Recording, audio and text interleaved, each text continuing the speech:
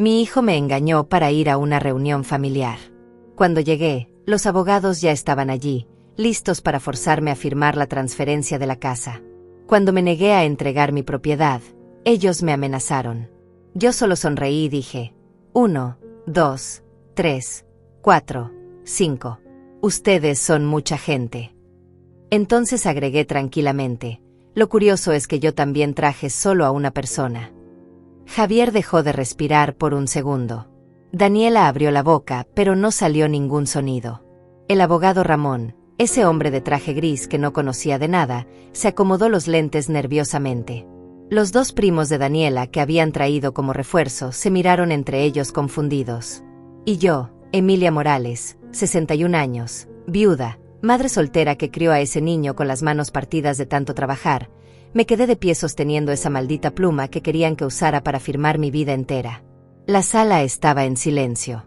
Un silencio pesado, incómodo, del tipo que hace que la gente empiece a sudar aunque el aire acondicionado esté encendido. Sobre la mesa había un folder café repleto de documentos legales.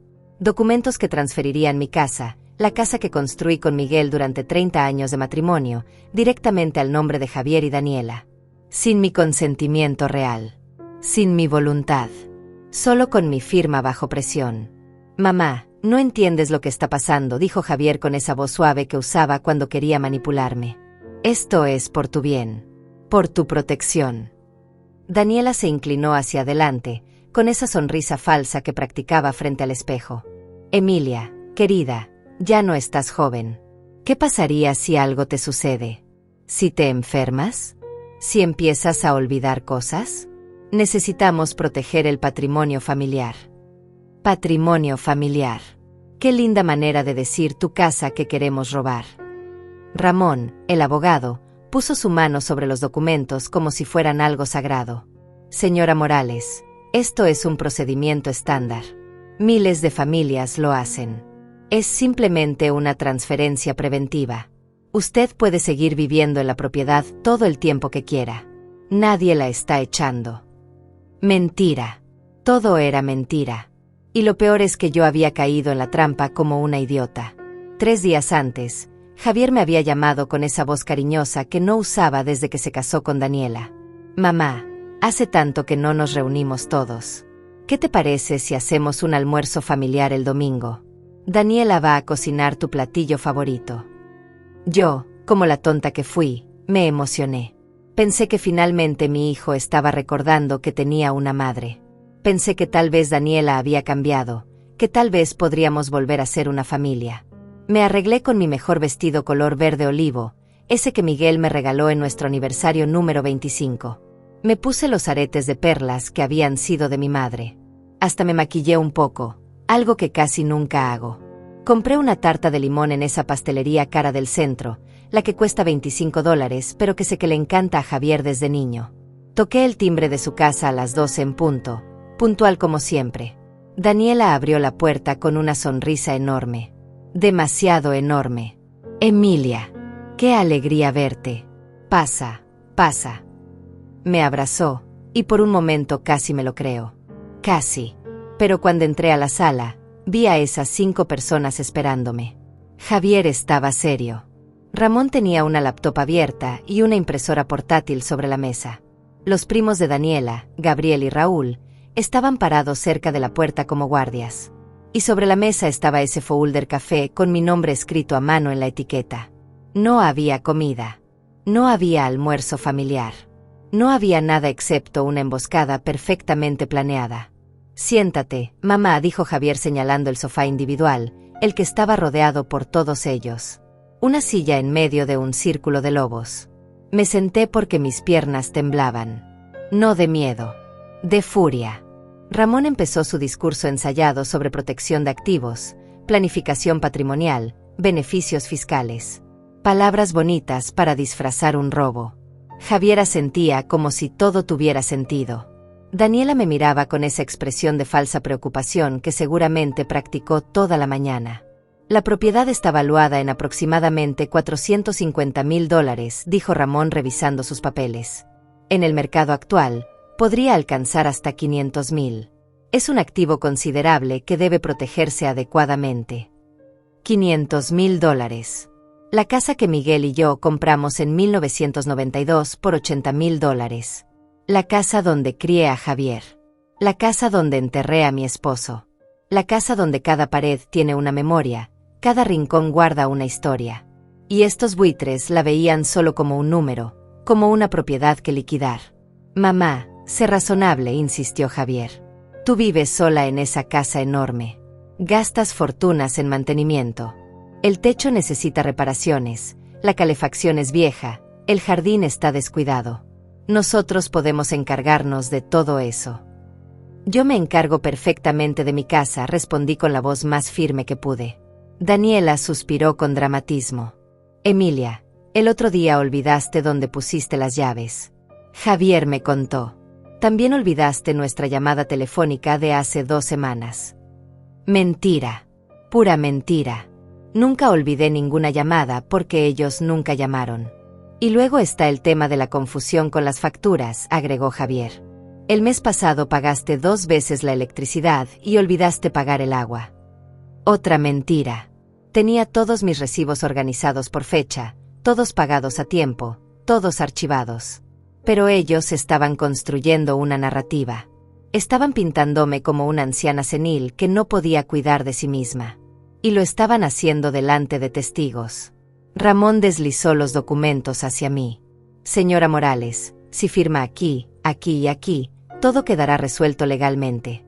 Su hijo asumirá la responsabilidad de la propiedad, usted quedará protegida y podrá vivir tranquila sin preocupaciones. Tomé los papeles. Los leí. No era solo una transferencia de propiedad. Era una transferencia inmediata e irrevocable. Una vez firmado, la casa dejaría de ser mía al instante. No habría vuelta atrás. No habría periodo de gracia. Nada. No voy a firmar esto, dije dejando los papeles sobre la mesa. El ambiente cambió inmediatamente. Las sonrisas desaparecieron. Javier apretó la mandíbula. Daniela entrecerró los ojos. Ramón cerró su laptop con un golpe seco. Mamá, no seas terca. No soy terca. Soy dueña de mi casa y no voy a regalarla. Daniela se levantó, caminó detrás de mí y puso sus manos sobre mis hombros. Un gesto que parecía cariñoso, pero que se sentía como una amenaza. Emilia, piensa en Javier. Piensa en tu nieto que podría nacer pronto. No quieres que tu familia tenga seguridad. No tenía ningún nieto en camino. Eso también era mentira. Si no firmas, dijo Javier levantándose, su voz ya sin ninguna calidez fingida, vas a quedarte sola. Completamente sola. Nadie va a visitarte. Nadie va a ayudarte cuando lo necesites. Y cuando realmente empieces a olvidar cosas, cuando realmente necesites ayuda, no habrá nadie allí para ti. Era una amenaza directa. Mi propio hijo me estaba amenazando con abandono si no le daba mi casa. Gabriel y Raúl se acercaron un poco más, reduciendo el espacio. Ramón abrió su portafolio y sacó una segunda copia de los documentos. Tenemos todo el día, señora Morales. Y fue entonces cuando lo dije. Cuando conté uno por uno. Cuando les hice saber que no estaba tan indefensa como pensaban. 1, 2, 3, 4, 5. Ustedes son mucha gente. Lo curioso es que yo también traje solo a una persona. Y afuera, en mi carro, esperando mi señal, estaba Mauricio, mi hermano menor. El abogado jubilado que sabía exactamente qué hacer con serpientes como estás. Pero antes de que Mauricio entrara, antes de que todo explotara, necesito que entiendan cómo llegué hasta aquí. Como una madre que daría su vida por su hijo, terminó sentada en esa sala rodeada de extraños y amenazas. Porque esto no empezó ese domingo. Empezó hace mucho tiempo, cuando yo todavía creía que el amor incondicional siempre era correspondido. Conocí a Miguel cuando tenía 22 años. Yo trabajaba como secretaria en una fábrica textil y él era supervisor de producción. No teníamos nada excepto sueños y ganas de trabajar. Nos casamos 6 meses después en una ceremonia simple con 20 invitados. Nuestra luna de miel fue un fin de semana en un hotel modesto a 2 horas de la ciudad. Y fue perfecto. Miguel trabajaba turnos dobles. Yo tomé un segundo empleo haciendo contabilidad por las noches. Ahorramos cada centavo durante 8 años hasta que finalmente pudimos dar el enganche de esa casa. $80,000 nos costó en 1992. Para nosotros era una fortuna. Para el banco era una apuesta arriesgada porque apenas calificábamos para el préstamo. Recuerdo el día que recibimos las llaves. Miguel me cargó para cruzar el umbral, aunque yo protestaba porque él tenía problemas de espalda. Recorrimos cada habitación vacía imaginando nuestro futuro. «Aquí va a dormir nuestro hijo», dijo Miguel tocando la pared del cuarto pequeño al final del pasillo. «Aquí vamos a envejecer juntos», dijo en la habitación principal. Javier nació 2 años después. Un bebé hermoso, sano, que llenó esa casa de risas y vida. Miguel instaló un columpio en el árbol del jardín. Yo pinté nubes en el techo de su habitación. Cada cumpleaños era una celebración, cada Navidad era mágica. No teníamos dinero para lujos, pero teníamos amor. O eso creía yo. Cuando Javier tenía 12 años, Miguel tuvo su primer infarto. Sobrevivió, pero los médicos fueron claros. Necesitaba reducir el estrés, comer mejor, trabajar menos. Así que yo tomé un tercer empleo. Limpiaba oficinas los fines de semana. Llegaba a casa con las manos agrietadas y los pies hinchados, pero lo hacía feliz porque así Miguel podía descansar y Javier podía tener sus clases de fútbol. A los 16, Javier empezó a cambiar. Quería ropa de marca que no podíamos pagar. Se avergonzaba de nuestro carro viejo. Dejó de invitar amigos a casa porque decía que nuestra sala estaba pasada de moda. Miguel intentó hablar con él sobre valores, sobre trabajo duro, sobre gratitud. Javier solo rodaba los ojos y se encerraba en su cuarto. «Es la edad», decía Miguel. «Ya se le va a pasar». No se le pasó.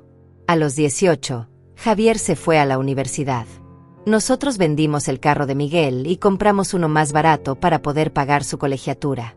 «Educación es inversión», decía Miguel, aunque eso significara que él tomara 3 autobuses para llegar al trabajo.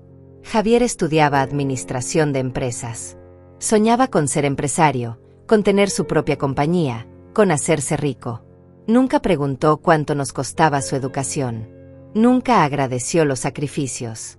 Simplemente esperaba que lo pagáramos todo porque eso es lo que hacen los padres, ¿verdad? Se graduó a los 22. Miguel y yo lloramos de orgullo en esa ceremonia.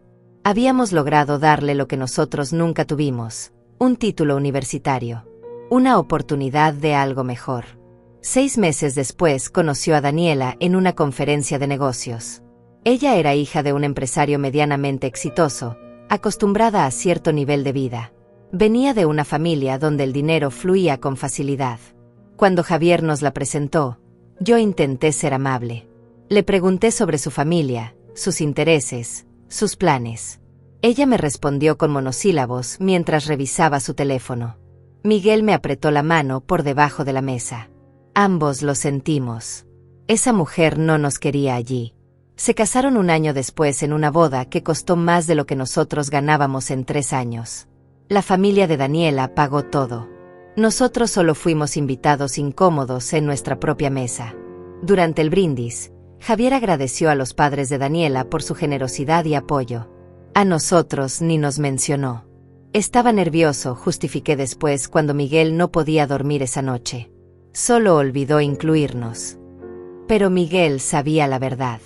Perdimos a nuestro hijo, Emilia. Lo perdimos ante un mundo que le enseñó que el dinero vale más que la familia. 2 años después del matrimonio, Miguel tuvo su segundo infarto. Este fue peor. Pasó 3 semanas en el hospital. Javier vino a visitarlo 2 veces. Daniela nunca apareció. Cuando Miguel salió, necesitaba cuidados constantes. Yo dejé mi trabajo para atenderlo tiempo completo. Vivíamos de nuestros ahorros y la pequeña pensión de Miguel. Le pedí a Javier si podía ayudarnos con algunos gastos médicos. Solo $300 al mes. Él dijo que estaba en una situación difícil, que estaba invirtiendo en un negocio nuevo, que pronto las cosas mejorarían y entonces nos ayudaría. Nunca llegó ese dinero. Vendimos joyas. Vendimos muebles. Vendimos todo lo que pudimos excepto la casa. La casa era intocable. Era nuestro refugio, nuestro legado, lo único que quedaba de 30 años de trabajo conjunto. Miguel murió un martes por la mañana de marzo, 3 años atrás. Yo estaba sosteniendo su mano. Sus últimas palabras fueron: no dejes que te quiten la casa, Emilia. Prométemelo. Se lo prometí. Javier llegó al funeral manejando un carro nuevo. Un BMW plateado que costaba al menos $60,000. Daniela llevaba un vestido negro de diseñador y zapatos que probablemente costaban más que el ataúd de su suegro. Durante el velorio, Javier habló con todos sobre su nuevo emprendimiento, sobre las oportunidades que estaba explorando, sobre el futuro brillante que le esperaba. No lloró ni una sola vez. Después del entierro, se acercó a mí. Mamá, sé que esto es difícil. Si necesitas ayuda con la casa, con los gastos, podemos hablar de opciones. Opciones. Esa palabra debió haberme alertado. Los primeros meses de viudez fueron horribles. La casa se sentía vacía sin Miguel. Cada rincón me recordaba a él. Pero yo me mantuve fuerte. Conseguí un trabajo de medio tiempo en una biblioteca. No pagaba mucho, pero era suficiente para cubrir mis gastos básicos. La pensión de viuda de Miguel cubría el resto. Javier empezó a visitarme más seguido. Al principio pensé que finalmente estaba siendo un buen hijo. Venía los domingos, tomábamos café, platicábamos. Pero siempre terminaba la conversación igual. Mamá, esta casa es demasiado grande para ti sola. ¿Has pensado en vender? Podrías mudarte a un departamento más pequeño, más manejable. Esta es mi casa, Javier. Aquí están mis recuerdos. Los recuerdos están en tu corazón, no en las paredes. Qué fácil era para él decir eso. Qué conveniente. Daniela empezó a acompañarlo en las visitas. Siempre con comentarios sutiles. Ay, Emilia, ese techo se ve mal. ¿Cuándo fue la última vez que lo repararon? Esa alfombra ya está muy vieja, ¿no? Podrías tropezarte.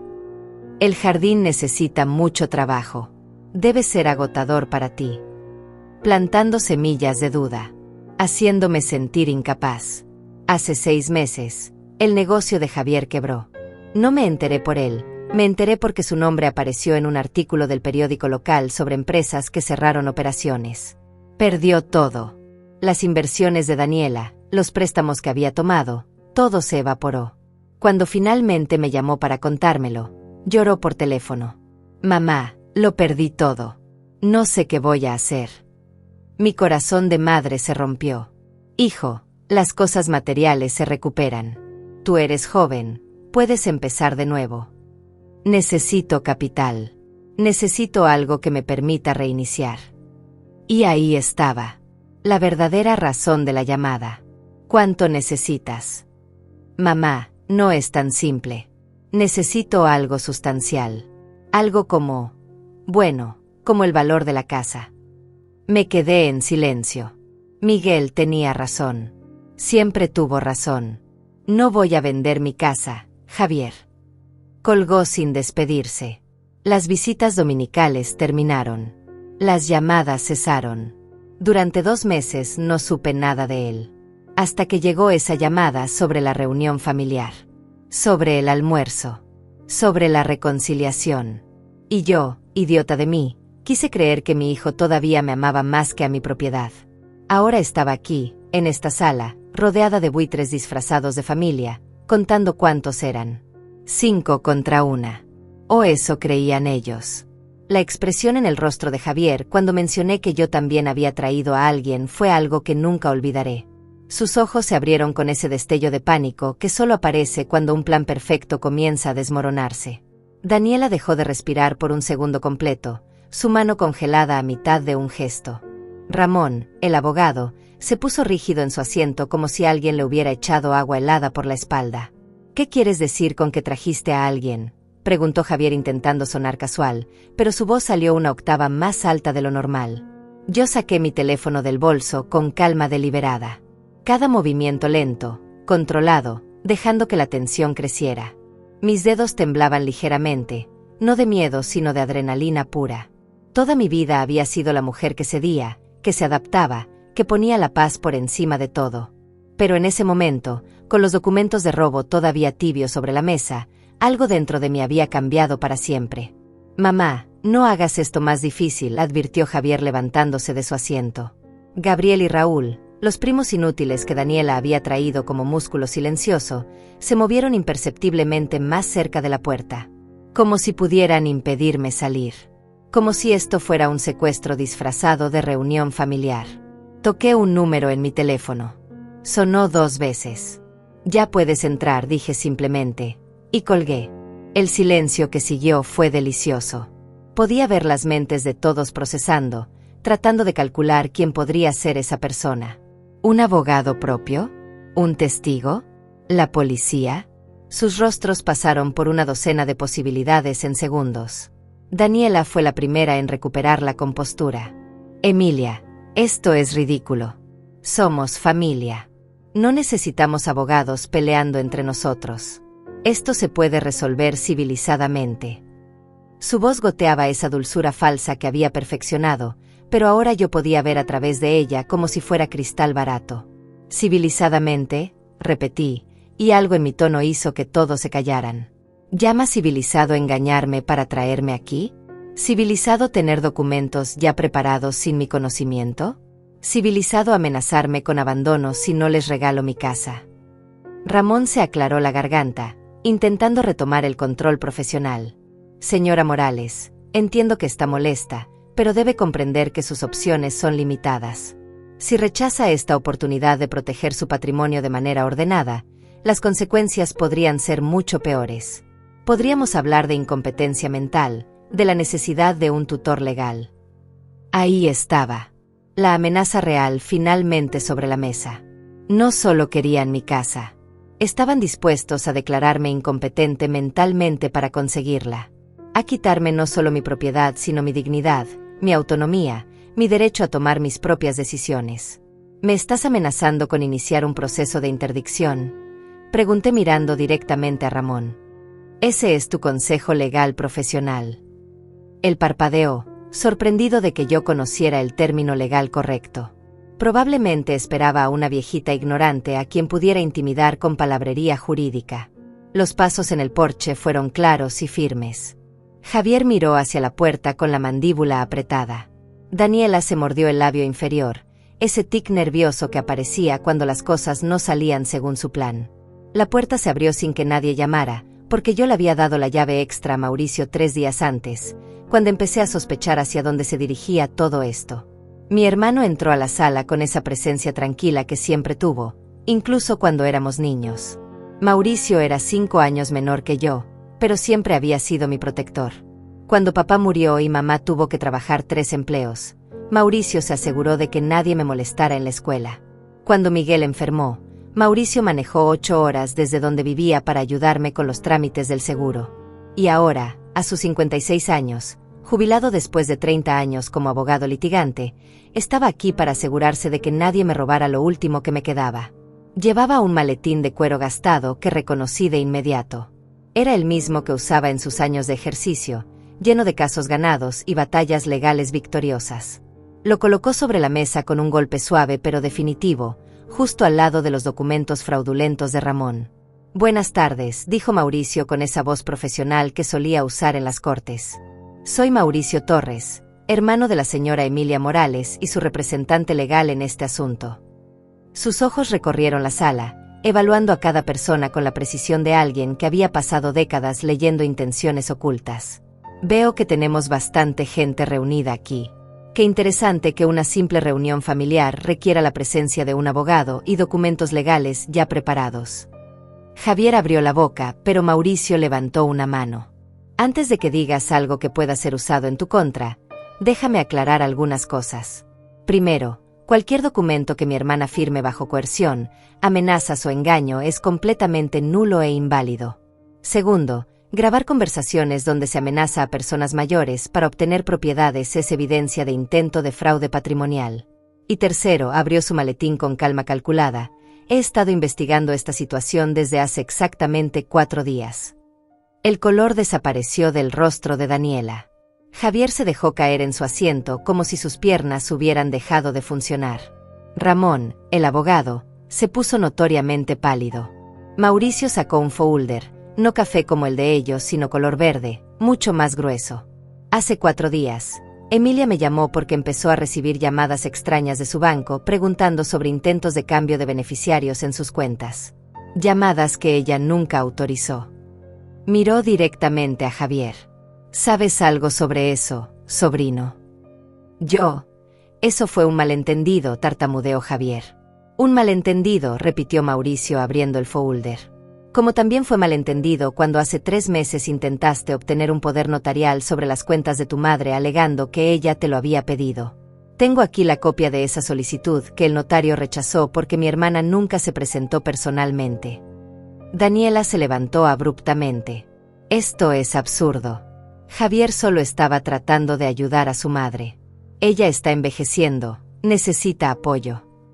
Apoyo. Mauricio sacó otro documento. ¿Llamas apoyo a contactar a 3 agencias de bienes raíces diferentes, solicitando valuaciones de la propiedad de mi hermana sin su autorización? Tengo los correos electrónicos. Todos enviados desde la cuenta de Javier. Todos en las últimas 6 semanas. Mi corazón latía tan fuerte que podía escucharlo en mis oídos. Yo sabía que algo estaba mal, por eso llamé a Mauricio. Pero no imaginaba la magnitud de la traición. Javier no solo había planeado esto para hoy. Llevaba meses, tal vez años, construyendo un plan para quitarme mi casa. Ramón intentó intervenir con su voz profesional. Señor Torres, estos son asuntos familiares privados que pueden resolverse sin drama innecesario. Usted es Ramón Delgado, interrumpió Mauricio. Licenciado número 87.412 del Colegio de Abogados. Correcto. Ramón asintió lentamente, sin entender hacia dónde iba esto. Interesante, porque el Colegio de Abogados tiene reglas muy estrictas sobre ética profesional, específicamente sobre participar en esquemas para defraudar a personas mayores de sus propiedades. Mauricio sacó su propio teléfono. Tengo grabada toda esta conversación desde que entré. Cada amenaza, cada intento de coerción, cada palabra sobre declarar incompetente a mi hermana para obtener su casa. La habitación se llenó de un silencio tan pesado que podía sentirse físicamente. Gabriel y Raúl intercambiaron miradas nerviosas y empezaron a retroceder hacia la puerta. Ellos eran solo extras en esta obra, probablemente sin entender completamente en qué se habían metido. Emilia, dijo Javier con voz quebrada, por favor, tienes que entender.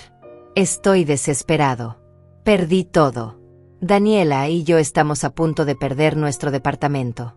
Necesito empezar de nuevo y la casa es la solución fácil. Terminé la frase por él. ¿Tu herencia adelantada? El premio por ser mi hijo. Las lágrimas corrían por su rostro ahora, pero ya no me conmovían. Había llorado demasiadas veces por este hombre que crió, alimentó y amó incondicionalmente. El hombre que ahora estaba dispuesto a destruirme para salvarse a sí mismo. Mauricio no había terminado. Cerró el primer folder y abrió otro, este aún más grueso. Ahora viene la parte interesante, dijo con esa calma que solo tienen los abogados experimentados cuando saben que tienen todas las cartas ganadoras. Verán, cuando Emilia me contó sobre las llamadas extrañas del banco y esta repentina invitación a una reunión familiar, mi instinto profesional se activó. Así que hice algo de investigación. Sacó un sobremanila y extrajo una serie de hojas impresas. Desde donde estaba sentada podía ver que eran capturas de pantalla de conversaciones. Muchas conversaciones. Estos son mensajes de texto entre Javier y Daniela de los últimos 4 meses, explicó Mauricio colocándolos sobre la mesa como cartas de póker. Los obtuve legalmente a través de registros de la compañía telefónica después de presentar una solicitud formal por sospecha de fraude contra persona mayor. Es fascinante lo que la gente escribe cuando cree que nadie más lo verá. Daniela se puso de pie tan rápido que su silla cayó hacia atrás. Eso es invasión de privacidad. No puedes. Puedo y lo hice, la interrumpió Mauricio sin siquiera mirarla. Y ahora todos vamos a leer juntos algunos fragmentos especialmente reveladores. Tomó la primera hoja. Mensaje de Daniela a Javier, 23 de agosto. Tu mamá es terca, pero todos tienen un punto de quiebre. Solo necesitamos presionarla correctamente. Hagámosla sentir incompetente, sola, asustada. Eventualmente firmará lo que sea. El estómago se me revolvió. Escuchar esas palabras en voz alta, dichas por mi hermano, sobre una conversación entre mi hijo y su esposa planeando manipularme sistemáticamente, era peor que cualquier pesadilla. Javier había dejado de llorar. Ahora solo miraba el piso con las manos temblando. Mauricio continuó. Mensaje de Javier a Daniela, 3 de septiembre. Hablé con Ramón. Dice que si conseguimos que parezca que mamá está perdiendo la cabeza, podemos iniciar un proceso de tutela. Una vez que yo sea su tutor legal, la casa es básicamente nuestra. Podemos venderla, quedarnos el dinero y meterla en algún asilo barato. Hizo una pausa dejando que esas palabras penetraran en cada rincón de la sala. ¿Algún asilo barato tienes en mente, Javier? Mi hijo no respondió. Daniela tampoco. Ramón había cerrado su laptop y guardaba sus cosas con movimientos torpes, claramente queriendo desaparecer de allí lo más rápido posible. Hay más, dijo Mauricio sacando otra hoja. Mensaje de Daniela a Javier, 15 de septiembre. Contraté a alguien para que llame a tu mamá haciéndose pasar por el banco. La vamos a confundir tanto que ella misma va a pensar que está perdiendo la razón. Y efectivamente, Emilia empezó a recibir llamadas falsas una semana después. Me miró con compasión genuina. Esas llamadas sobre cambios en tus cuentas, hermana, nunca fueron del banco real. Eran de un número falso que contrataron específicamente para hacerte dudar de tu propia mente. Ahí estaba. La confirmación de que no estaba volviéndome loca. Durante semanas había recibido esas llamadas confusas, contradictorias, que me hacían cuestionar mi memoria. Llamadas donde alguien que sonaba oficial mencionaba transacciones que yo no recordaba, cambios que nunca autoricé, problemas que no existían. Y cada vez que llamaba al banco real, me decían que no tenían registro de haberme contactado. Pensé que me estaba volviendo senil. Pensé que Miguel tenía razón en preocuparse por mi futuro. Pensé que tal vez realmente necesitaba ayuda. Pero no. Todo era un plan. Un plan cruel y calculado para destruir mi confianza en mí misma. También está este mensaje particularmente encantador, continuó Mauricio con voz cada vez más dura. Daniela a Javier, 28 de septiembre. Necesitamos actuar rápido antes de que la vieja haga algo estúpido como cambiar su testamento o poner la casa en un fideicomiso. Una vez que firmemos los papeles hoy, ya no importa lo que haga después. La casa será nuestra y ella no podrá hacer nada al respecto. La vieja. Me llamó la vieja. La mujer que acogí en mi familia, que recibí en mi mesa cada Navidad, que traté como a la hija que nunca tuve, me llamaba la vieja mientras planeaba robarme. Gabriel y Raúl ya estaban en la puerta, murmurando excusas sobre tener que irse, claramente sin querer ser parte de lo que estaba a punto de explotar. Mauricio los dejó ir sin comentario. Ellos eran solo peones, probablemente engañados igual que yo sobre el verdadero propósito de esta reunión. Ramón cerró su maletín con un clic decisivo. Yo no sabía nada sobre llamadas falsas o planes de tutela forzada, dijo rápidamente. Me contrataron para un proceso de transferencia de propiedad voluntaria. Si hubiera sabido sobre coerción o fraude, nunca habría aceptado el caso. Tienes suerte de que te creo, respondió Mauricio. Pero aún así vas a recibir una copia de mi reporte al colegio de abogados. Por tu bien, espero que mantengas mejores estándares éticos con tus futuros clientes. Señaló la puerta. Puedes irte. Ramón no esperó una segunda invitación. Salió de esa casa más rápido de lo que probablemente había corrido en años. Ahora solo quedábamos 4. Mauricio, yo, Javier y Daniela. La familia. O lo que quedaba de ella después de que la avaricia la hubiera devorado desde adentro. ¿Cuánto?, pregunté rompiendo el silencio. Mi voz sonaba extraña para mis propios oídos, hueca y distante. ¿Cuánto necesitaban realmente? ¿Cuánto dinero habría sido suficiente para no tener que destruirme? Javier levantó la vista, sus ojos rojos e hinchados. Mamá, yo. Responde la pregunta, exigí. Debo 450,000, tal vez $500,000 según el mercado actual. ¿Era ese el número? ¿O habrían vendido la casa por menos solo para obtener efectivo rápido? Daniela encontró su voz, todavía intentando justificar lo injustificable. Emilia, tú no entiendes la presión en la que estamos. Debemos $200,000 en préstamos del negocio fallido. El banco nos va a quitar el departamento. Nuestras tarjetas de crédito están al máximo. No tenemos opciones. ¿Y yo?, grité, mi voz finalmente quebrándose después de mantener la compostura todo este tiempo. ¿Yo qué? ¿Dónde iba a vivir después de que vendieran mi casa? ¿En ese asilo barato que mencionaron? ¿En la calle? ¿Les importó siquiera por un segundo?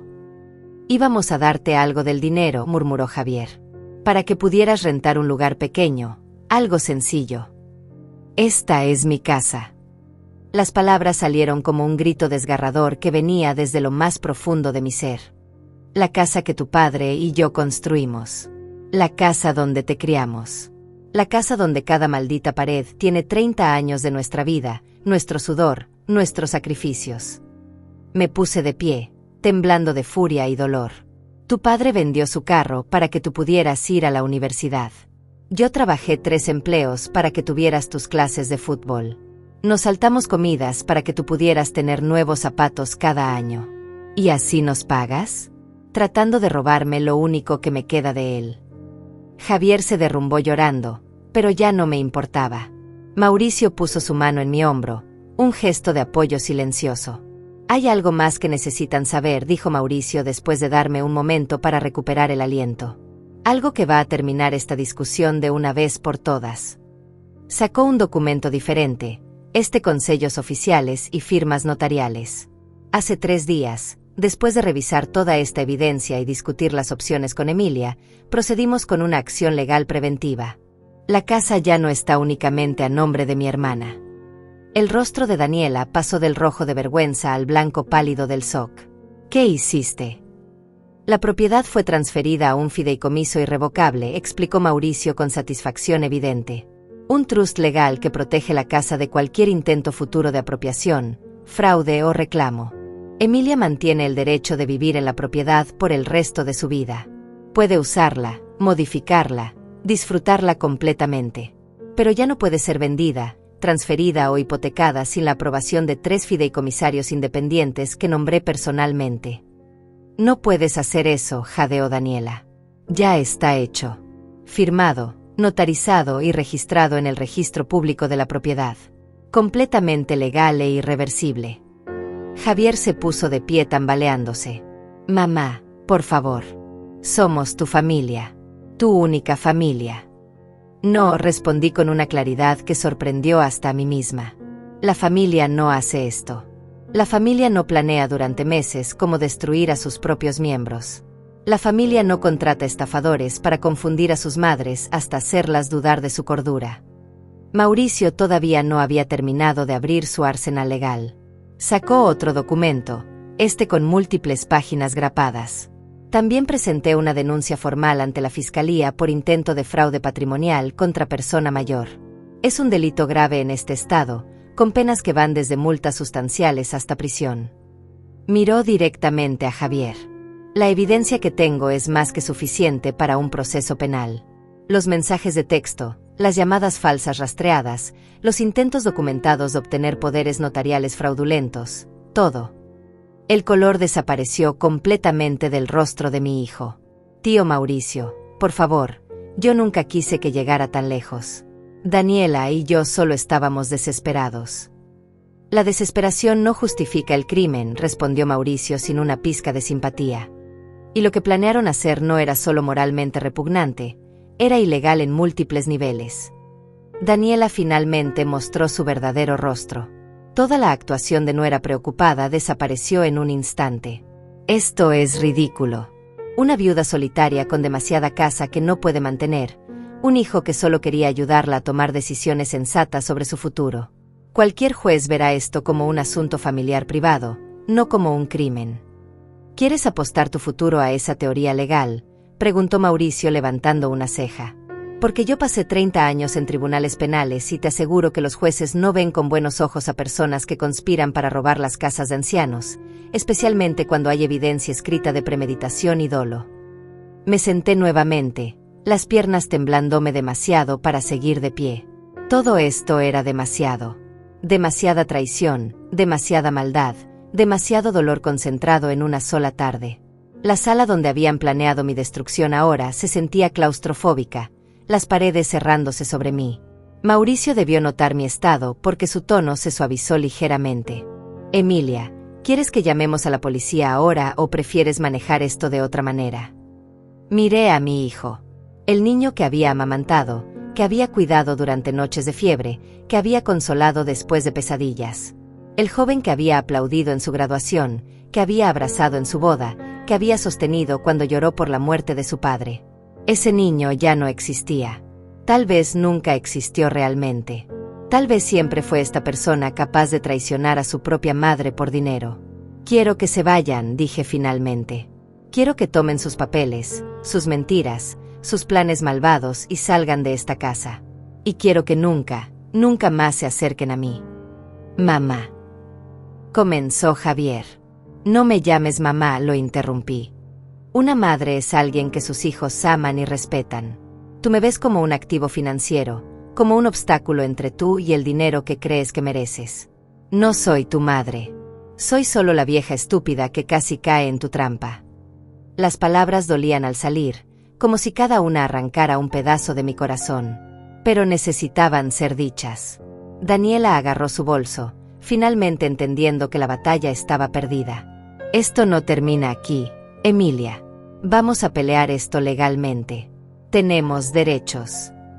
No tienen ningún derecho sobre mi propiedad, respondió Mauricio antes de que yo pudiera hacerlo. Y si intentan cualquier acción legal, cualquier acoso, cualquier contacto no deseado con mi hermana, no solo procederé con los cargos criminales, sino que agregaré demandas civiles por daño emocional, difamación y acoso. ¿Quieren probar cuánto les va a costar eso encima de sus $200,000 de deuda? Javier recogió el folder café de documentos inútiles con manos temblorosas. Mamá, algún día vas a entender que solo queríamos protegerte. Protegerme, repetí con una risa amarga que sonó más como un sollozo. Me protegieron tan bien que contraté a personas para hacerme creer que estaba perdiendo la razón. Me protegieron tanto que planearon declararme incompetente y encerrarme en un asilo. Qué afortunada soy de tener un hijo tan protector. No tenía más palabras. No había nada más que decir. Mauricio le señaló la puerta y esta vez ambos caminaron hacia ella. Javier se detuvo en el umbral, volteándose una última vez. Lo siento, susurró. De verdad lo siento. No, no lo sientes, respondí. Sientes que te atraparon. Sientes que perdiste la oportunidad de conseguir $500,000. Pero no sientes haber intentado destruir a tu propia madre. Porque si realmente lo sintieras, nunca lo habrías planeado en primer lugar. La puerta se cerró detrás de ellos con un sonido final que reverberó en el silencio. Mauricio y yo nos quedamos solos en esa sala que todavía olía a traición y mentiras. Me dejé caer en el sofá, todas las emociones que había contenido durante la última hora finalmente derramándose en un torrente de lágrimas. Mi hermano se sentó a mi lado, sin decir nada, solo estando presente como siempre lo había estado. Después de varios minutos de llanto silencioso, finalmente pude hablar. ¿Cómo supiste?, pregunté con voz ronca. ¿Cómo supiste que necesitabas investigar tan profundamente? Mauricio suspiró. Cuando me llamaste hace 4 días, algo en tu voz me alertó. Conocía ese tono. Lo había escuchado en docenas de clientes a lo largo de los años. Personas siendo manipuladas, gastadas, confundidas sistemáticamente. Y cuando mencionaste las llamadas raras del banco seguidas inmediatamente por la invitación repentina de Javier a una reunión familiar, todos los patrones encajaron. Patrones. El fraude patrimonial contra personas mayores sigue ciertos patrones predecibles, explicó. Primero te hacen dudar de ti misma, de tu capacidad mental. Luego crean situaciones de urgencia o presión social. Finalmente presentan una solución que casualmente los beneficia a ellos. Es un manual básico de estafa familiar. Me limpié las lágrimas con el dorso de la mano. Entonces llamaste a la compañía telefónica. Y descubrí que Javier había estado usando un servicio de números virtuales para hacer esas llamadas falsas. Contraté a un investigador privado que rastreó los correos a las agencias de bienes raíces. Revisé los registros públicos y encontré los intentos de poder notarial rechazados. Cada pieza de evidencia llevaba a la siguiente. Hizo una pausa. Emilia, he visto casos feos en mi carrera. Pero esto, un hijo haciendo esto a su madre, fue especialmente perturbador. ¿Realmente vas a presentar cargos criminales?, pregunté, no segura de qué respuesta quería escuchar. Mauricio me miró con seriedad. Esa decisión es tuya, hermana. Yo tengo toda la documentación lista. Puedo presentarla mañana si quieres. O podemos dejarlo como amenaza, algo que los mantenga lejos de ti permanentemente. Pero necesitas pensar cuidadosamente. Si siguen acosándote, si intentan cualquier otra cosa, no voy a dudar. Pensé en Javier sentado en una celda, en visitarlo en prisión, en tener que testificar contra mi propio hijo en un tribunal. La idea me revolvía el estómago. Por ahora, dejémoslo como amenaza, decidí. Pero si vuelven a intentar algo, si me contactan, si empiezan rumores, entonces sí. Entonces procede con todo. Mauricio asintió. Hay algo más que necesito contarte. El fideicomiso que creamos no solo protege la casa, también incluye provisiones para tu futuro. ¿Qué tipo de provisiones? Designé 3 fideicomisarios además de mí mismo. Personas de confianza que conocemos desde hace años. Si alguna vez realmente necesitas vender la casa, por razones médicas o porque decides mudarte a un lugar más pequeño, ellos pueden autorizar la venta. Pero el dinero iría directamente a otro fideicomiso protegido. Javier nunca podría tocarlo, reclamarlo o manipularte para conseguirlo. ¿Y cuando yo muera? La pregunta salió más fácilmente de lo que esperaba. Mauricio sacó otro documento, claramente un testamento con múltiples páginas y sellos oficiales. Cuando mueras, la casa y cualquier activo restante irán a una fundación benéfica que especificaste. Una organización que ayuda a mujeres viudas a mantener sus hogares después de perder a sus esposos. Tu legado ayudará a otras mujeres en situaciones similares a la que viviste con Miguel. Me quedé mirando el documento, las palabras borrosas por las lágrimas que todavía caían. Javier no recibe nada. Nada, confirmó Mauricio. Y el testamento incluye una cláusula específica explicando por qué. Detalla los intentos de fraude, la manipulación, las amenazas. Así que si alguna vez intenta impugnar el testamento, toda esta historia sucia saldrá a la luz pública en un tribunal. Créeme, no querrá esa atención. Una parte de mí, esa parte maternal que nunca muere completamente sin importar cuánto te lastimen, sintió un pinchazo de dolor. Estaba desheredando a mi único hijo. Estaba cortando el último lazo que nos unía. Pero otra parte, la parte que había aprendido en estas últimas horas que el amor no puede ser incondicional cuando se convierte en autodestructivo, sabía que era lo correcto. ¿Cuándo firmé todo esto?, pregunté confundida. No recuerdo haber estado en ninguna notaría. Hace 3 días. ¿Recuerdas cuando fuimos a comer y te pedí que nos detuviéramos en la oficina de mi antiguo socio? Dijiste que necesitabas usar el baño. Ah, sí. Me acordaba vagamente. Había sido un día extraño, Mauricio insistiendo en que saliéramos a almorzar, luego esa parada imprevista donde me hizo firmar algunos papeles que dijo eran sobre impuestos de mi pensión. Me mentiste, dije sin verdadera molestia en mi voz. Te protegí, corrigió suavemente. Si te hubiera contado todo el plan, habrías estado nerviosa hoy. Habrías dado señales. Necesitaba que vinieras aquí sin saber que ya teníamos todas las cartas ganadoras. Necesitaba que ellos mostraran sus verdaderas intenciones sin restricciones. Tenía razón. Si hubiera sabido sobre el fideicomiso, sobre la evidencia, sobre todo, probablemente habría confrontado a Javier antes. O peor, mi corazón de madre habría querido darle una última oportunidad, y él habría usado para encontrar otra forma de manipularme. Gracias, susurré, por salvarme de mi propia debilidad. Mauricio me abrazó, ese abrazo de hermano mayor que me había consolado tantas veces a lo largo de los años. No es debilidad amar a tu hijo, Emilia. Pero también no es debilidad protegerte cuando ese amor es usado como arma contra ti. Nos quedamos sentados en silencio por un largo rato. Afuera, el sol comenzaba a ponerse, tiñendo el cielo de naranja y morado. Un día que había comenzado con esperanza ingenua de reconciliación familiar, terminaba con la muerte definitiva de esa familia. ¿Y ahora qué?, pregunté finalmente. Ahora vives tu vida, respondió Mauricio guardando todos los documentos de vuelta en su maletín. Mantienes tu casa, tu dignidad, tu autonomía. Y si alguna vez necesitas algo, cualquier cosa, yo estoy a una llamada de distancia. ¿Crees que Javier realmente lo intentará de nuevo? ¿Buscará otra forma? Mauricio consideró la pregunta cuidadosamente. Honestamente, no lo sé. La desesperación hace que la gente tome decisiones terribles. Pero ahora sabe que estás protegida legalmente y que hay consecuencias reales si cruza la línea. Eso debería ser suficiente para mantenerlo alejado. Me puse de pie, mis piernas todavía temblorosas pero más firmes que antes. Caminé hacia la ventana y miré hacia afuera. Podía ver el carro de Javier todavía estacionado en la entrada, él y Daniela adentro claramente teniendo una discusión acalorada. Probablemente culpándose mutuamente por el fracaso de su plan perfecto. ¿Sabes qué es lo más triste?, dije sin apartar la mirada de la ventana. No es que intentaran robarme. No es siquiera que mintieran y manipularan. Es que en algún momento, ese niño que crié se transformó en alguien capaz de ver a su propia madre como un obstáculo. ¿En qué momento perdí a mi hijo real? Tal vez nunca lo tuviste de la forma que creías, respondió Mauricio con brutal honestidad.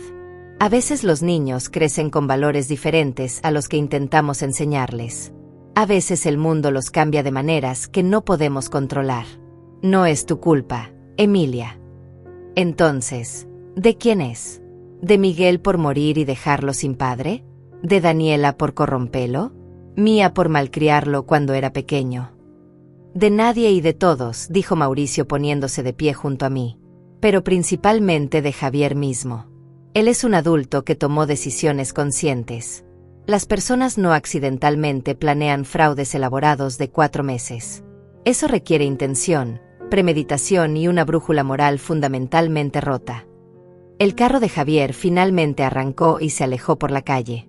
Lo vi desaparecer en la distancia, llevándose con él los últimos restos de la ilusión de que algún día seríamos una familia feliz nuevamente. Necesito salir de aquí, dije de repente. Esta casa tiene demasiados recuerdos ahora, buenos y malos. ¿Quieres que te lleve a mi casa por unos días?, ofreció Mauricio. Negué con la cabeza. No, quiero ir a mi casa. A mi casa. La que Miguel y yo construimos. La que es mía y de nadie más. Necesito estar rodeada de recuerdos reales, no de estas mentiras. Mauricio asintió comprendiendo. Te sigo en mi carro para asegurarme de que llegues bien. Durante el trayecto de regreso a mi casa, mi mente no dejaba de reproducir momentos de la tarde. La sonrisa falsa de Daniela cuando abrió la puerta. La cara de Javier cuando vio a Mauricio entrar. Las palabras en esos mensajes de texto planeando mi destrucción sistemática. Cada imagen era un cuchillo que cortaba más profundo. Pero también había otra emoción mezclándose con el dolor. Algo que no esperaba sentir. Alivio. Un profundo, extraño alivio. Porque ahora sabía. Ya no tenía que preguntarme por qué Javier actuaba distante. Ya no tenía que culparme por alguna falla misteriosa como madre. Ya no tenía que intentar ganarme el amor de mi hijo porque ahora entendía que ese amor nunca había sido real, al menos no del tipo que yo necesitaba. Llegué a mi casa cuando el sol ya se había puesto completamente. Mauricio esperó hasta que entré y encendí las luces antes de irse. La casa estaba exactamente como la había dejado esa mañana. El café que preparé todavía en la cafetera. El libro que estaba leyendo abierto sobre la mesa. Las fotos de Miguel en las paredes mirándome con esa sonrisa cálida que tanto extrañaba. Me senté en el sofá, el mismo donde Miguel y yo solíamos ver películas los viernes por la noche. El mismo donde amamanté a Javier como bebé. El mismo donde lloré cuando Miguel murió. Ese sofá había visto toda mi vida adulta desplegarse. Y ahora había visto también el fin de mi vida como madre. Mi teléfono sonó. Un mensaje de texto. Por un segundo horrible, pensé que podría ser Javier. Pero era Mauricio. ¿Estás bien? Llámame si necesitas hablar. Cualquier hora. Respondí con un simple. Estoy bien. Gracias por todo. No era completamente cierto. No estaba bien. Probablemente no estaría bien por mucho tiempo. Pero estaba segura. Estaba protegida. Y por primera vez en meses, no tenía que dudar de mi propia mente o cuestionar mi propia realidad. Los días siguientes fueron extraños. Seguí mi rutina normal, trabajando en la biblioteca, comprando comestibles, cuidando el jardín que Miguel había plantado años atrás. pero todo se sentía diferente, como si estuviera viviendo en una versión ligeramente distorsionada de mi propia vida. Las mismas acciones, los mismos lugares, pero con un peso completamente nuevo sobre mis hombros. Mauricio llamaba todos los días. ¿Algún contacto de Javier?, preguntaba siempre. Y todos los días mi respuesta era la misma. Nada. Silencio total. Era desconcertante ese silencio. Parte de mí esperaba lágrimas, disculpas, intentos desesperados de reconciliación. Pero no hubo nada. Era como si hubiera muerto para mi hijo el momento en que se cerró esa puerta. O tal vez yo había muerto para él mucho antes, y simplemente nunca me di cuenta. Una semana después de la confrontación, estaba regando las rosas del jardín cuando mi vecina, la señora Martina, se acercó a la cerca que separaba nuestras propiedades. Era una mujer de 72 años que vivía allí desde antes de que Miguel y yo compráramos la casa. Emilia, vi a tu hijo la semana pasada, dijo con esa expresión preocupada que las personas mayores desarrollan cuando quieren meterse en asuntos que no les corresponden pero sienten que deben hacerlo de todas formas. Parecía molesto. Todo está bien. Consideré mentir. Decir algo vago sobre diferencias familiares temporales. Pero estaba cansada de fingir, cansada de proteger la imagen de un hijo que no se preocupaba por protegerme a mí. Javier intentó robarme la casa. Martina. Planeó durante meses hacerme creer que estaba perdiendo la razón para poder quitarme mi propiedad. Afortunadamente mi hermano lo descubrió a tiempo. El rostro de Martina pasó por varias expresiones en segundos. Shock, incredulidad, furia y finalmente una tristeza profunda. ¡Ay, querida! ¡Qué horrible! Los hijos de hoy. Sacudió la cabeza. Mi propia hija me pidió el año pasado que pusiera la casa a su nombre para evitar impuestos de herencia. Como si yo fuera tan tonta para no saber que una vez hecho eso, ella podría venderla debajo de mí. ¿Y qué hiciste? Le dije que no. Se enojó, dejó de hablarme por 6 meses. Pero eventualmente volvió, sin mencionar nunca más la casa. Supongo que se dio cuenta de que ese camino no llevaría a ningún lado. Martina me miró con comprensión. Es duro, ¿verdad? Darte cuenta de que tus hijos te ven más como una fuente de recursos que como una persona. Es devastador, admití, sorprendida de lo liberador que era hablar honestamente al respecto. Sigo preguntándome qué hice mal. ¿Dónde fallé como madre? No fallaste, dijo Martina con firmeza. Amaste demasiado, tal vez. Diste demasiado, probablemente. Pero fallar implica no hacer lo suficiente. Y tú claramente hiciste todo lo que pudiste. A veces los niños simplemente salen codiciosos sin importar cuánto amor les des. Esas palabras se quedaron conmigo durante días. A veces los niños simplemente salen codiciosos. No era mi culpa. No era porque no los amé suficiente o porque los amé demasiado. Algunas personas simplemente desarrollan un sentido de derecho que ninguna cantidad de buena crianza puede corregir. 2 semanas después de la confrontación, recibí una carta certificada. Mi corazón se detuvo cuando vi el nombre del remitente, un bufete de abogados que no conocía. Con manos temblorosas, abrí el sobre esperando algún tipo de demanda, algún intento final de Javier de conseguir lo que quería a través de medios legales. Pero no era de Javier. Era de Ramón, el abogado que había estado presente ese día terrible. La carta era breve y formal. Estimada señora Morales, por medio de la presente, renuncio formalmente a cualquier participación en el asunto relacionado con la transferencia de propiedad propuesta. Después de revisar las circunstancias completas del caso, reconozco que no realicé la debida diligencia necesaria antes de aceptar la representación. Me disculpo por cualquier angustia que mi participación pudo haber causado. He reportado este incidente al Colegio de Abogados como parte de mi compromiso con la transparencia ética. Llamé inmediatamente a Mauricio. Recibí una carta de Ramón. Yo también, respondió mi hermano. Se está cubriendo legalmente. Probablemente su propio abogado le aconsejó distanciarse completamente del caso antes de que lo investiguen formalmente. ¿Crees que Javier encuentre otro abogado? ¿Para hacer qué, exactamente? La casa está en un fideicomiso irrevocable. No hay base legal para ninguna reclamación. Cualquier abogado competente le dirá lo mismo después de revisar los documentos. Tenía razón, por supuesto. Pero el miedo no siempre es racional.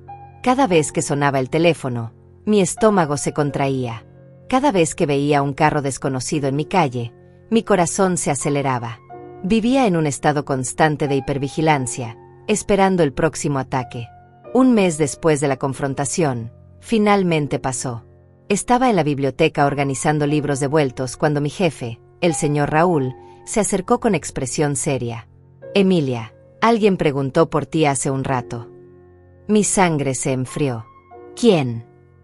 «Un hombre joven. No dio su nombre. Solo preguntó si todavía trabajabas aquí, cuál era tu horario». Le dije que no podía dar esa información sobre empleados. Se fue sin insistir. ¿Cómo era?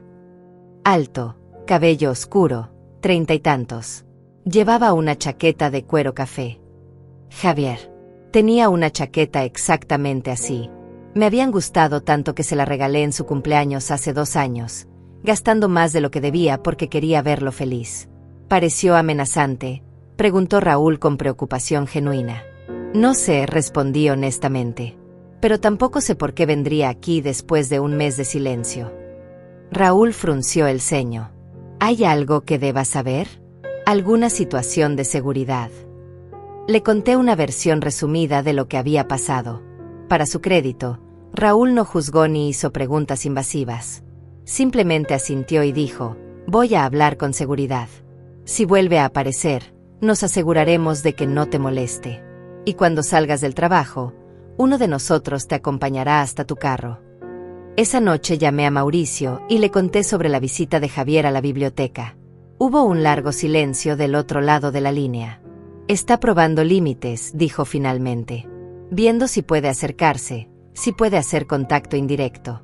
Es una táctica común en casos de acoso. Debería preocuparme. Deberías estar alerta. Si vuelve a aparecer, si intenta contactarte de cualquier forma, documéntalo todo.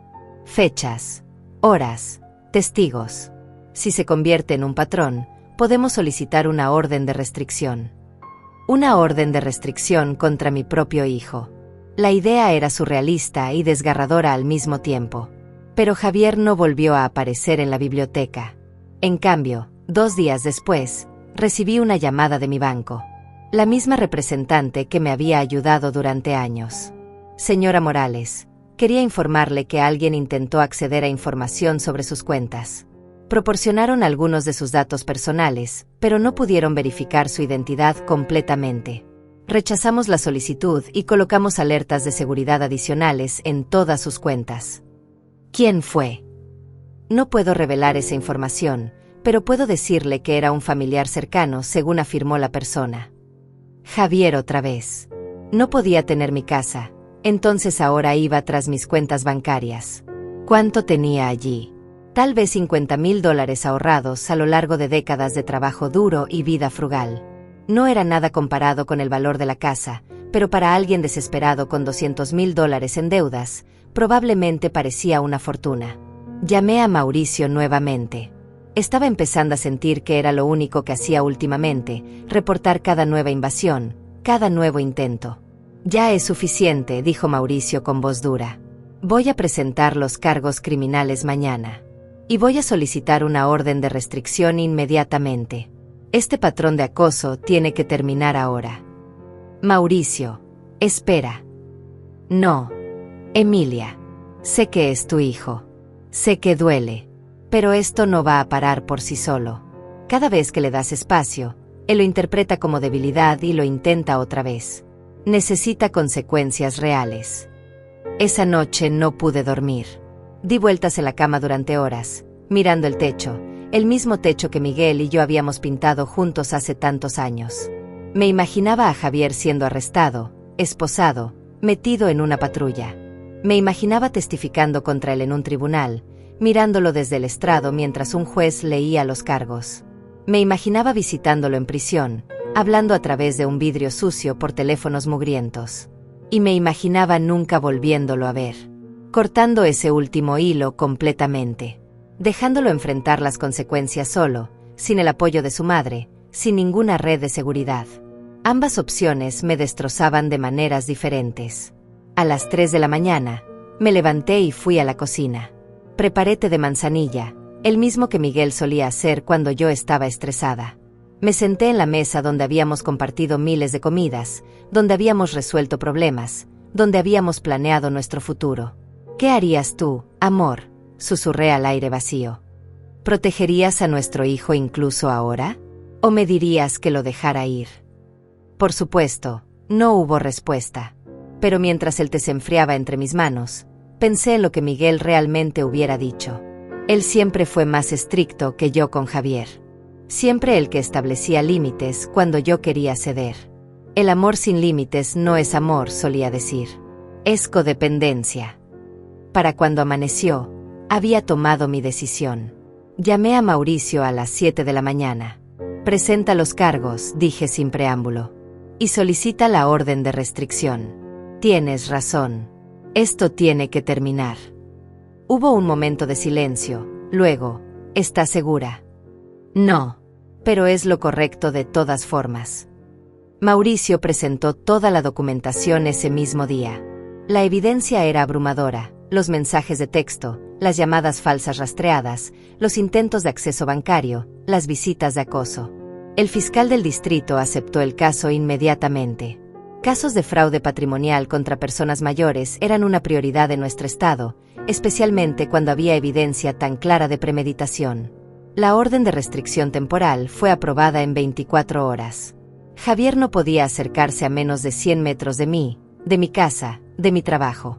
No podía llamarme, enviarme mensajes, ni contactarme de ninguna forma. La violación de esa orden significaría arresto inmediato. Esperaba sentir alivio. En cambio, solo sentía un vacío profundo, como si hubiera amputado una parte de mí misma. Necesaria, quizás, para salvar el resto, pero dolorosa de una manera que ninguna medicina podría aliviar. 2 días después de que Javier fue notificado sobre los cargos y la orden de restricción, recibí una llamada de un número desconocido. Casi no contesté, pero algo me hizo responder. Emilia. Era Daniela. Su voz sonaba quebrada, desesperada, completamente diferente de la mujer confiada y manipuladora de ese domingo terrible. No deberías estar llamándome, dije. La orden de restricción es solo para Javier. No para mí, interrumpió rápidamente. Por favor, solo escúchame 5 minutos. Debí colgar. Debí reportar la llamada a Mauricio inmediatamente. Pero la curiosidad, esa parte masoquista de mí que necesitaba saber, me hizo quedarme en la línea. Tienes 3 minutos, dije. Javier está destruido, comenzó Daniela. Las palabras salían atropelladas, desesperadas. No come, no duerme. Solo se sienta mirando la pared. Los cargos criminales, la orden de restricción, todo. Es demasiado. Está hablando de hacerse daño. Mi corazón se apretó dolorosamente. Amenazas de suicidio. La manipulación final. La carta que sabían que no podría ignorar. Si está en peligro, llama al 911, respondí con voz más firme de lo que me sentía. Yo no puedo ayudarlo. Esa es la consecuencia de sus propias acciones. Pero tú eres su madre, gritó Daniela. ¿Cómo puedes ser tan fría, tan cruel? Solo está pidiendo una oportunidad de hablar contigo, de explicarse. Ya explicó todo perfectamente en esos mensajes de texto donde planeaba robarme y meterme en un asilo barato. Estábamos desesperados. La gente hace cosas terribles cuando está desesperada. ¿No merece perdón? No merece una segunda oportunidad. ¿Saben lo que es interesante, Daniela?, dije sintiendo una calma extraña apoderarse de mí. Ustedes nunca me dieron una segunda oportunidad. Cuando llegué a esa reunión, ya tenían todo decidido. Los documentos estaban impresos. El abogado estaba allí. Los testigos estaban listos. No había espacio para negociación, para explicación, para nada. Era firmar o sufrir las consecuencias. Entonces dime, ¿por qué debería yo mostrar la misericordia que ustedes nunca consideraron mostrarme a mí? Hubo silencio al otro lado de la línea. Luego, Daniela jugó su última carta. Si no retiras los cargos, Javier va a perder todo. Su reputación, sus oportunidades futuras, todo. ¿Quieres eso para tu hijo? ¿Quieres destruir su vida completamente? Yo no destruí nada, respondí. Javier hizo eso él solo. Y ahora tiene que vivir con las consecuencias. Igual que yo tengo que vivir con el conocimiento de que mi único hijo me vio como un banco, como un objeto, como algo que explotar y descartar. Por favor. La voz de Daniela se quebró en un sollozo. Tenemos $220,000 en deudas ahora. Los intereses siguen creciendo. Si Javier va a prisión, si tiene antecedentes criminales, nunca podrá conseguir un trabajo decente. Estaremos arruinados para siempre. Y ahí estaba. El verdadero motivo de la llamada. No la preocupación por el bienestar mental de Javier. No el arrepentimiento genuino. Solo pánico financiero. Otra vez, siempre, el dinero. Deberían haber pensado en eso antes de intentar cometer fraude patrimonial, dije. Adiós, Daniela. No vuelvas a llamarme. Colgué antes de que pudiera responder. Mis manos temblaban mientras marcaba el número de Mauricio y le reportaba la llamada. Él documentó todo, agregándolo al archivo que seguía creciendo. ¿Estás bien?, preguntó Mauricio después de tomar todas las notas necesarias. No sé qué significa estar bien ya, admití. Pero estoy haciendo lo correcto. Eso tiene que ser suficiente. La audiencia preliminar para los cargos criminales fue programada para 6 semanas después. Mauricio me explicó que probablemente no tendría que testificar en esa etapa, solo en el juicio real si llegaba tan lejos. Muchos casos como este se resolvían con acuerdos de culpabilidad, especialmente cuando la evidencia era tan contundente. Durante esas 6 semanas, viví en una especie de limbo. Cada día era una mezcla de rutina normal y ansiedad constante. Trabajaba en la biblioteca, cuidaba mi jardín, leía libros, veía televisión. Pero siempre con esa nube oscura sobre mi cabeza, esa fecha en el calendario acercándose inexorablemente. Martina, mi vecina, se convirtió en una amiga inesperada durante ese tiempo. Venía a tomar café varias veces por semana. Nunca preguntaba directamente sobre Javier o el caso, pero su presencia era un consuelo. Me contaba sobre sus propios hijos, sus propias decepciones familiares. Me hacía sentir menos sola en mi dolor. ¿Sabes cuál es el problema con los hijos hoy en día?, dijo un día mientras compartíamos galletas en mi cocina. Crecieron viendo reality shows donde la gente se vuelve rica instantáneamente. Viendo redes sociales donde todos fingen vidas perfectas y caras. Se les enseñó que el éxito rápido es posible, que merecen todo sin trabajar por ello. Javier trabajaba duro, defendí automáticamente. Luego me detuve. O al menos pensé que lo hacía. Trabajar duro y tener ética son cosas diferentes, señaló Martina. Mucha gente trabaja duro tratando de tomar atajos. Tu hijo trabajó duro planeando cómo robarte. Eso no lo hace mejor persona. Tenía razón, como usualmente la tenía. 3 días antes de la audiencia, recibí otra llamada. Esta vez era un número que reconocí. Victoria, la prima de Miguel. No había hablado con ella desde el funeral. Emilia, escuché sobre lo que pasó con Javier, dijo con voz suave. Quería que supieras que toda la familia de Miguel está de tu lado. Lo que hizo es imperdonable. Me sorprendió su apoyo. Esperaba juicio, críticas por llevar a mi propio hijo a la corte. ¿De verdad?, pregunté cautelosamente. Absolutamente. Miguel te amaba con todo su corazón. Trabajó toda su vida para darte esa casa, esa seguridad. Ver a Javier intentar quitarte eso, intentar deshonrar el legado de su padre así, nos enferma a todos. Hiciste lo correcto al protegerte. Lloré después de esa llamada. Lágrimas de alivio, de gratitud, de validación. No estaba loca. No estaba siendo cruel. Estaba, finalmente, después de toda una vida de dar y sacrificar, eligiéndome a mí misma. El día de la audiencia llegó con un cielo gris que amenazaba lluvia. Mauricio pasó por mí temprano en la mañana. Yo había pasado 2 horas arreglándome, cambiándome de ropa 3 veces, sin poder decidir que debía usar una madre que va a testificar contra su hijo. Finalmente elegí un vestido sencillo color gris perla, el mismo que usé para la graduación universitaria de Javier. La ironía no se me escapó. El tribunal estaba frío e impersonal. Paredes color crema, bancas de madera dura, ese olor particular a documentos viejos y decisiones legales. Mauricio me guió a nuestros asientos. Desde allí podía ver la mesa de la defensa, donde Javier se sentaría con su abogado. Cuando lo trajeron, casi no lo reconocí. Había perdido peso, su traje le quedaba flojo. Tenía ojeras profundas y el cabello despeinado. Se veía exactamente como alguien que no había dormido en semanas. Nuestros ojos se encontraron por un segundo. Él abrió la boca como para decir algo, pero su abogado lo detuvo con una mano en el hombro. La audiencia fue técnica, llena de lenguaje legal que apenas entendía. El fiscal presentó la evidencia, los mensajes de texto, los registros telefónicos de las llamadas falsas, los intentos de acceso bancario no autorizados, todo meticulosamente documentado. El abogado de Javier intentó argumentar que era un asunto familiar privado mal interpretado, que no había intención criminal real. El juez, una mujer de unos 50 años con expresión severa, escuchó a ambos lados sin mostrar emoción. Cuando terminaron las presentaciones, se quitó los lentes y miró directamente a Javier. Señor Morales, la evidencia presentada hoy muestra un patrón claro de manipulación premeditada contra su propia madre. Esto no fue un malentendido familiar. Esto fue fraude planificado. Hizo una pausa. Sin embargo, entiendo que esta es su primera ofensa.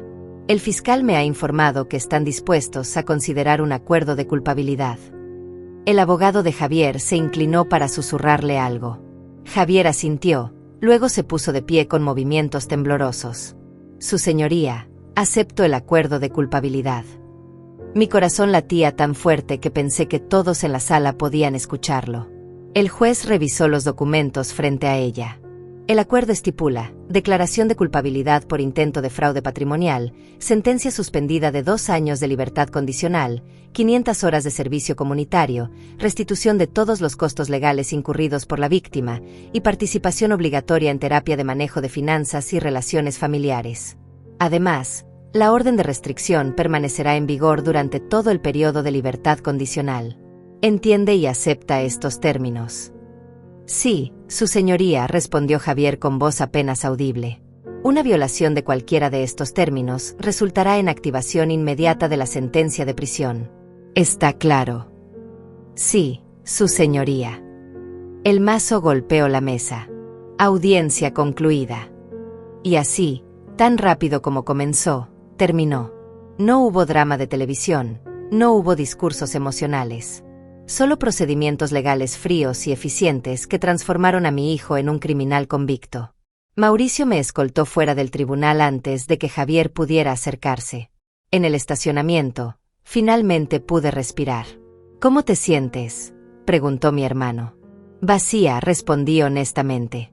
Como si hubiera ganado una batalla pero perdido algo mucho más grande en el proceso. Mauricio me abrazó. Ganaste tu dignidad, tu seguridad, tu futuro. Eso no es poco. Tenía razón. Pero seguía doliendo de maneras que ninguna victoria legal podía curar. Los meses siguientes fueron de ajuste. Aprendí a vivir sin la esperanza constante de reconciliación con Javier. Aprendí que podía estar sola sin estar vacía. Volví a conectarme con amigas que había descuidado durante años. Me uní a un club de lectura en la biblioteca. Empecé a tomar clases de pintura los sábados por la mañana. Y por primera vez en décadas, empecé a vivir para mí misma en lugar de para otros. Martina se convirtió en mi confidente más cercana. Una tarde, 6 meses después de la audiencia, estábamos en mi jardín tomando limonada cuando me hizo una pregunta que nadie más se había atrevido a hacer. ¿Lo extrañas? No tuve que preguntar a quién se refería. Extraño al niño que creí que era. Extraño la ilusión de tener un hijo que me amaba. Pero no extraño al hombre que intentó destruirme. Esas son 2 personas diferentes. Y si algún día, después de que termine la libertad condicional, él trata de contactarte. Lo había pensado 1000 veces. No lo sé. Tal vez con años de terapia, con cambios reales, podríamos tener algún tipo de relación superficial. Pero nunca volverá a ser mi hijo de la forma en que lo fue. Esa confianza está muerta. Martina asintió con comprensión. A veces el amor más grande que podemos dar es dejando ir. Hoy, 1 año después de aquella terrible reunión familiar, me siento en el columpio del jardín que Miguel instaló hace tantos años. La casa sigue siendo mía, protegida en ese fideicomiso que Javier nunca podrá tocar. Mis finanzas están seguras. Mi mente está clara, sin esas llamadas confusas que me hacían dudar de mi cordura. He aprendido que la familia no es solo sangre. Es elección, respeto, amor genuino. Mauricio es mi familia. Martina es mi familia. Las amigas del club de lectura son mi familia.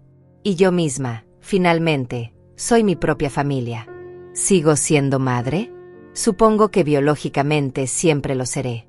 Pero la maternidad basada solo en obligación y culpa no es maternidad real. Es prisión emocional. Y yo elegí mi libertad. A veces, en las noches tranquilas, miro las fotos de Javier cuando era niño. El bebé sonriente. El niño jugando fútbol. El adolescente en su graduación. Y me permito llorar por ese niño que se perdió en algún lugar del camino hacia convertirse en adulto. Pero ya no me culpo por su pérdida. Miguel tenía razón en sus últimas palabras. La casa era más que propiedad. Era dignidad, autonomía, el fruto de una vida de trabajo honesto. Y yo la protegí. No solo de Javier, sino también de mi propia debilidad de querer ser amada a cualquier costo. He aprendido que uno puede amar y establecer límites simultáneamente. Que decir no a tu hijo no te hace mala madre, te hace madre sabia. Que protegerte a ti misma no es egoísmo, es supervivencia. Y cuando el viento mece el columpio y las rosas que planté con Miguel florecen cada primavera, sé que tomé la decisión correcta. La casa permanece. Yo permanezco. Y eso, finalmente, es suficiente. Porque al final, lo más valioso que una madre puede enseñar es que el amor verdadero nunca exige que te destruyas para probar tu lealtad. Y si tu hijo no puede entender esa lección, entonces el fracaso no fue en la enseñanza. Fue en el aprendizaje.